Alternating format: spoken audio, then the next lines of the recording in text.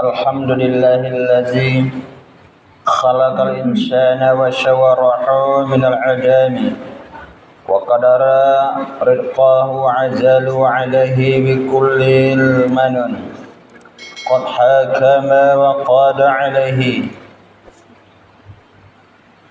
إما بشقاراته إما بالشهادة وقد حكم بذلك ما ظلم أحمده سبحانه وتعالى ما أعطى وقاسم وأشكره على ما أولانا من النعم وأشهد أن لا إله إلا الله وحده لا شريك له شهادة تنجي قاعدها من العالم وأشهد أن سيدنا ونبينا محمدا صلى الله عليه وسلم عبده ورسوله يا له من نبي إن شرف الله به المرسلين وبه ختم اللهم وصل وسلم وبارك على النبي الكريم ورسول سيدي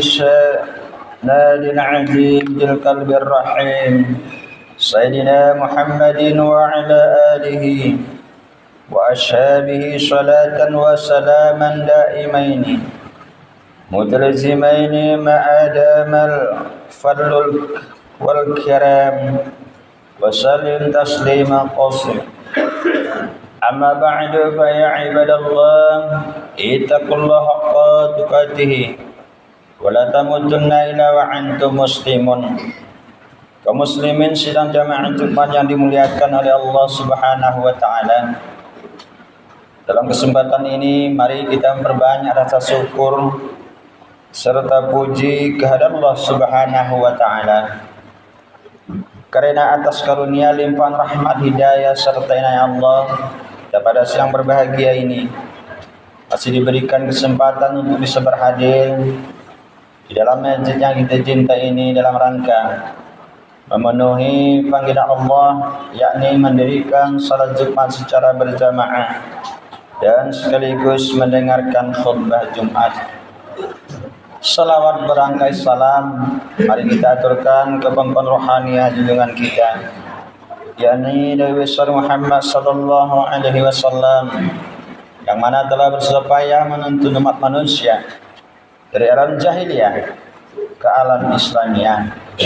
Salawat berangkai salam kita sampaikan kepada keluarga dan ahli sahabat beliau, dan salawat salam senantiasa juga kita sampaikan kepada para ulama mutaqaddimin dan ulama mutahirin yang muktabar keduanya. Kaum muslimin sidang jamaah Jumat yang dimuliakan oleh Allah Subhanahu wa taala. Pada khutbah kali ini kami akan coba sampaikan khutbah yang berjudul Persatuan. Namun sebelumnya kami perlu mengingatkan dan mengajak kembali kepada seluruh jemaah sekalian, terlebih khusus diri saya pribadi, untuk selalu senantiasa meningkatkan takwa kepada Allah Subhanahu wa taala. Yakni dalam arti takwa yang sebenar-benar takwa, mengerjakan semua perintah Allah dan meninggalkan semua larangan Allah. Juga takwa yang bisa menumbuhkan persatuan yang terpuji sebagai penghias amal perbuatan dalam kehidupan kita sehari-hari. Manusia hidup di dunia ini tentu tidak dapat berdiri sendiri, melainkan memerlukan satu sama lain. Ringkasnya bahwa diri pribadi manusia itu adalah bagian yang tidak terpisahkan dari masyarakat dan sebagai anggota yang tidak terpisahkan dari bangsa itu sendiri. Ia sebagai komponen mau tidak mau mesti mengambil bagiannya tersebut. Pertumbuhan dan perasaan yang dibangkitkan ke seluruh anggota tubuh masyarakat itu sendiri. Syariat dan akhlak Islam ditegakkan untuk seluruh masyarakat manusia sebagai pelajaran dan petunjuk. Kemudian dari pelajaran dan petunjuk itu disampaikan kepada seluruh manusia. Dengan demikian, tiap-tiap diri pribadi memperhatikan peraturan itu dan mengambil pelajarannya serta petunjuk yang berlaku. Di dalam Al-Quran surat Al-Hajj ayat 77, Allah Subhanahu wa taala berfirman, "Ya ayyuhalladzina amanu ta'u wasjudu wa'budu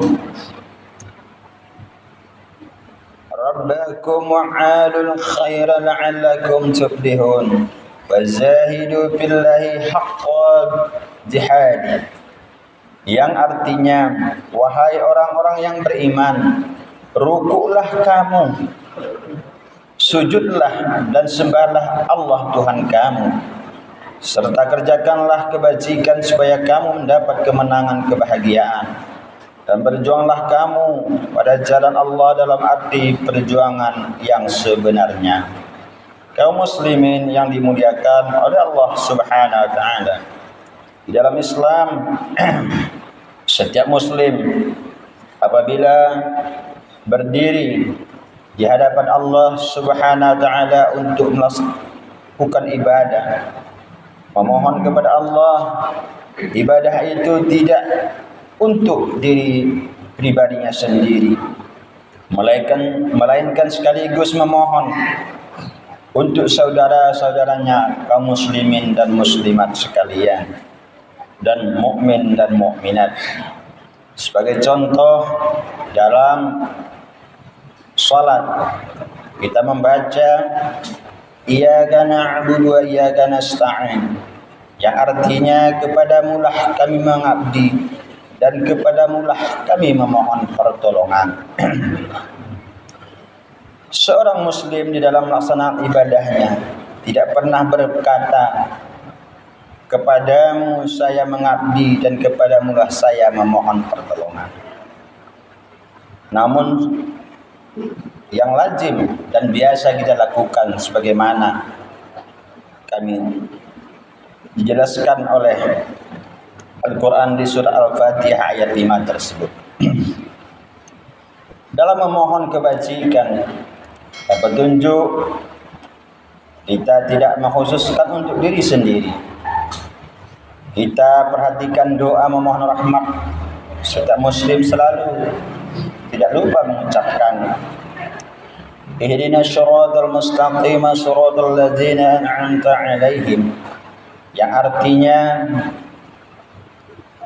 berilah kami petunjuk ke jalan yang lurus, bagaikan jalannya orang-orang yang telah Engkau beri nikmat kepada mereka. Begitulah kebiasaan kita seorang mukmin atau seorang muslim yang selalu memohon bukan untuk diri kita pribadi, tapi orang banyak juga kita mohon kepada Allah Subhanahu wa taala.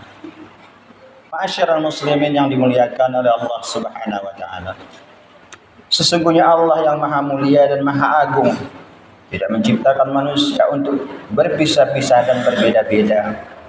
Tetapi Allah telah mensyariatkan bagi manusia satu agama. Allah telah mengutus nabi-nabi dan para rasul secara berturut-turut untuk membimbing manusia secara keseluruhan dalam satu jalan. Dan sejak zaman azali Allah telah mengharamkan manusia menyimpang dari agama yang satu dan berpecah belah.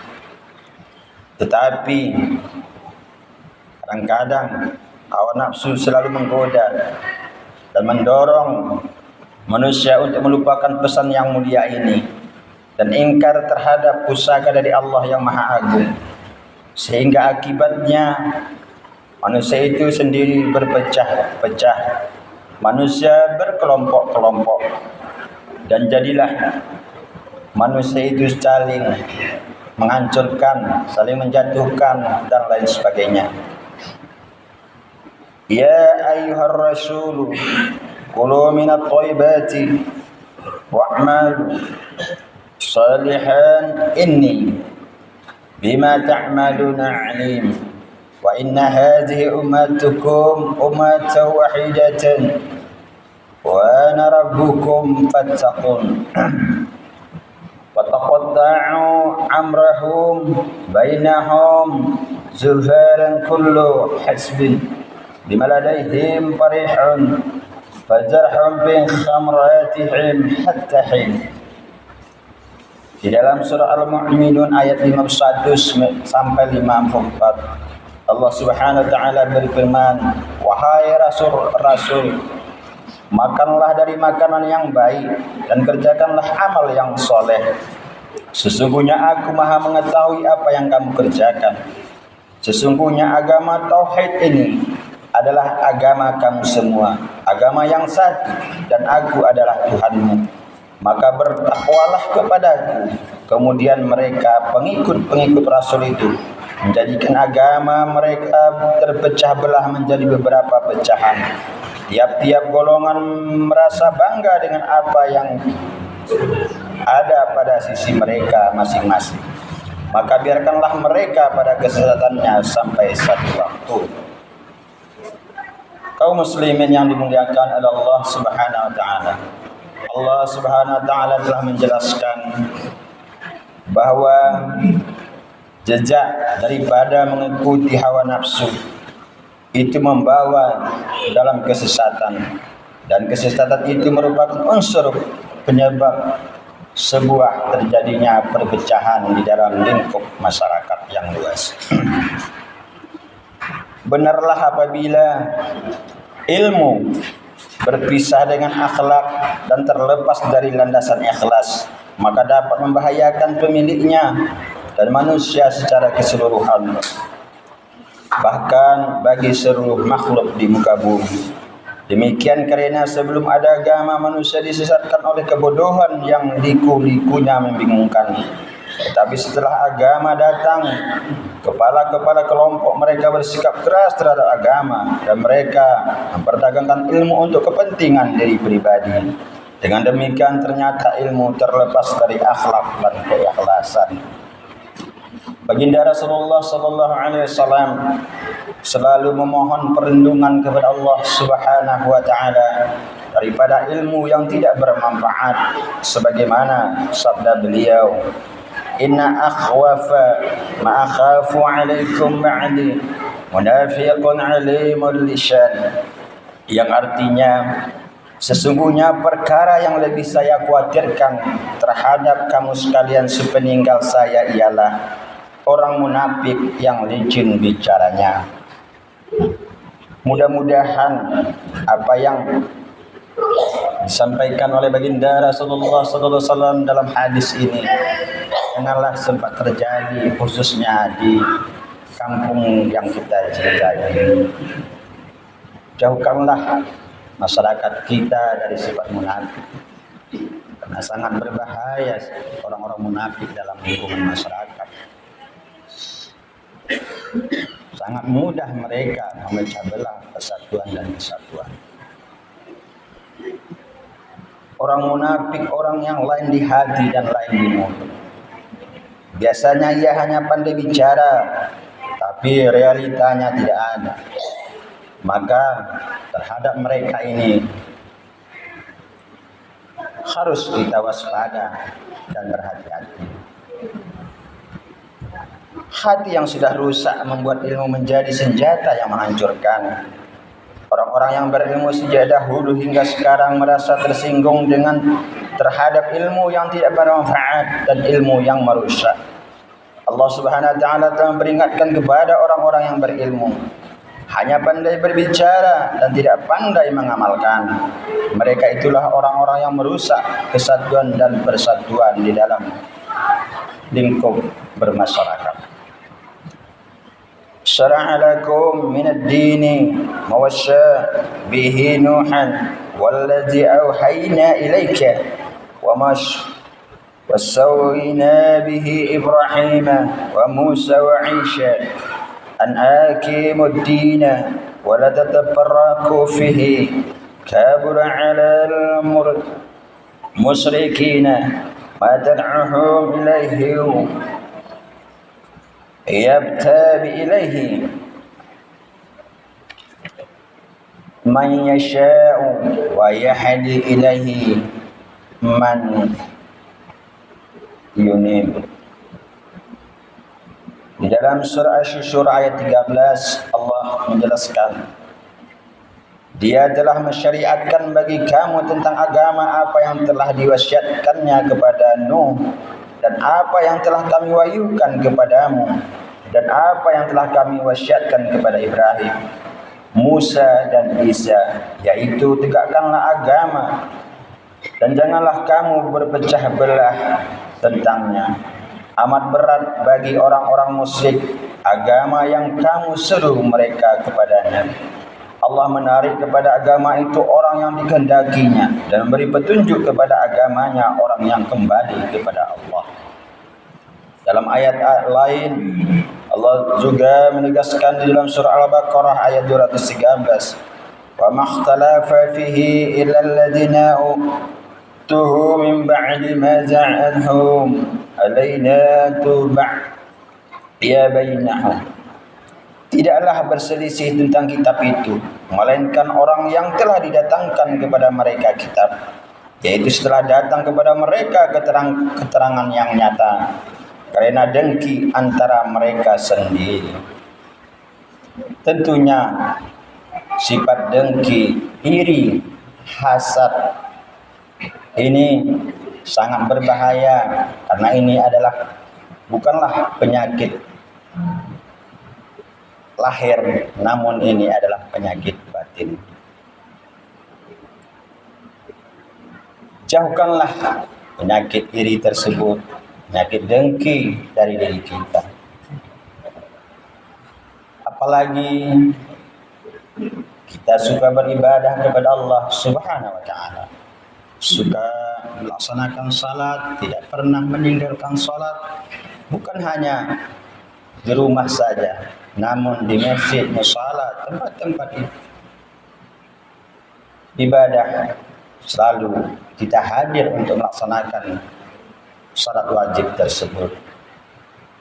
Jangan menjauhilah sifat iri tersebut,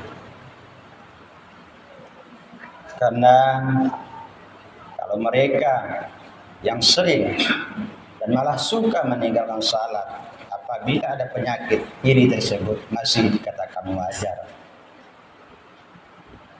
Tapi anehnya, apabila kita yang selalu menghadap Allah 5 kali sehari semalam yang wajib saja, namun masih banyak iri dan dengki di hati kita, tentu suatu pertanyaan bagi diri kita masing-masing.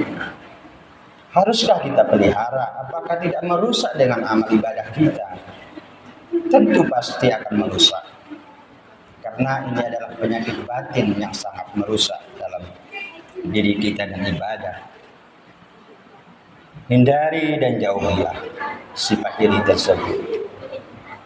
Harusnya kita senang melihat saudara kita senang, jangan malah kita merasa susah melihat saudara kita senang. Ini malah kebanyakan terjadinya iri. Mereka merasa susah saudaranya mendapat kesenangan, mendapat rezeki dari Allah. Kaum muslimin yang dimuliakan oleh Allah Subhanahu wa taala, marilah kita renungkan betapa kekejaman ilmu yang tidak dilandasi dengan keikhlasan kepada Allah dapat menghilangkan kasih sayang terhadap sesama manusia dan malah dapat memutuskan tali persaudaraan, tali silaturahmi di dalam lingkup bermasyarakat. Sudah banyak kita lihat, kita dengar tentang percecokan yang membesar-besarkan perbedaan pendapat. Sebab perbedaan pendapat itu suka dibawa ke arah untuk mencapai tujuan kepentingan diri pribadi dan golongan yang lepas dari akhlakul karimah, serta tidak adanya selesai-selesainya, karena yang diperselisihkan itu hanya teori belaka. Dan apabila perbedaan pendapat yang negatif ini merusak agama dan lingkup masyarakat, maka Islam telah memperingatkan bahwa sikap semacam itu bukanlah bagian daripada agama Islam. Di dalam surat Al-An'am ayat 159, Allah Subhanahu wa taala berfirman yang artinya, sesungguhnya orang-orang yang memecah belah agamanya dan mereka menjadi bergolongan, tidak ada sedikit pun tanggung jawabmu terhadap mereka. Sesungguhnya urusan mereka hanyalah terserah kepada Allah. Kemudian Allah beritahukan kepada mereka apa yang telah mereka perbuat. Kaum muslimin yang dimuliakan oleh Allah Subhanahu wa taala, harapan kita semua tentunya terkhusus kita yang berhadir pada siang yang berbahagia ini di dalam masjid yang kita cintai ini. Semoga kita semua dijauhkan oleh Allah dari sifat iri dan dengki yang bisa menghancurkan persatuan dan kesatuan di dalam lingkup bermasyarakat. Kita mohon selalu kepada Allah, karena pada dasarnya kita tidak ada upaya dan kekuatan selain pertolongan Allah. Oleh sebab itu, setiap waktulah menyerah kepada Allah. Serahkan diri kita kepada Allah Subhanahu wa taala, minta kepada Allah dengan sungguh-sungguh agar penyakit batin ini dijauhkan dari kita. Kalau mungkin penyakit lahir itu enak obatnya. Kalau luka dipanggil dokter, insya Allah sembuh. Namun penyakit batin ini sangat merusak dalam tatanan hidup bermasyarakat. Sekali lagi harapan kami, mudah-mudahan apa yang kami sampaikan pada siang berbahagia ini bisa menjadi ilmu, sebuah renungan bagi kita, terkhusus masyarakat Gosong Telaga Barat, agar lebih berhati-hati dengan penyakit-penyakit batin. Alhamdulillahilladzi arsala bil huda wa dinil haqq liyuridini kullihi asyhadu an la ilaha illallah wahdahu la syarika lah wa asyhadu anna Muhammadan abduhu wa rasuluh. Allahumma shalli wa sallim wa barik ala sayyidina Muhammadin wa ala alihi wa sahbihi rasulillahi ajma'in. Amma ba'du fa ya ibadallah, ittaqullaha haqqa tuqatih wa la tamutunna illa wa antum muslimun. Qala Allah ta'ala, a'udzu billahi minasyaitonir rajim. Bismillahirrahmanirrahim.